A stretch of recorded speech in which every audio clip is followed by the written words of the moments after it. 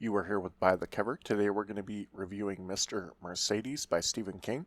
This book was 436 pages and took me about 5 days to read. Overall, I would rate the book a 9.8 out of 10. This review will not contain any spoilers.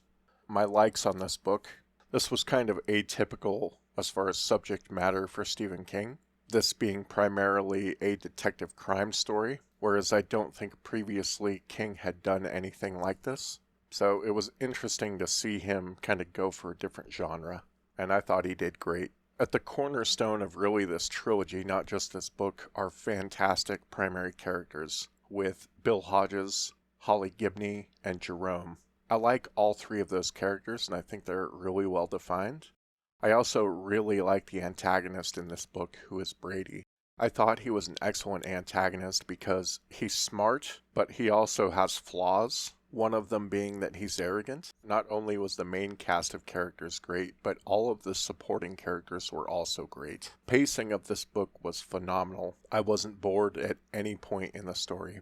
Couple dislikes. Stephen King has a tendency to like to repeat himself, which I'm not a big fan of. I think he should trust the reader to retain the information, not have to spoon feed it to them repeatedly. So there were a couple instances of that.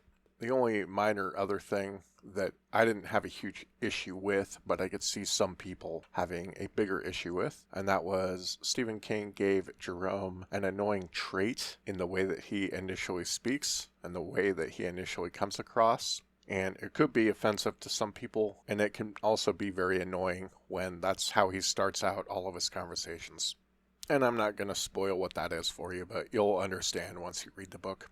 I think it's kind of just cheap, and Stephen King, I think, realized this the further he went along in the series because he quit doing it. I still enjoyed the Jerome character. I thought he has a great personality, and he's certainly interesting.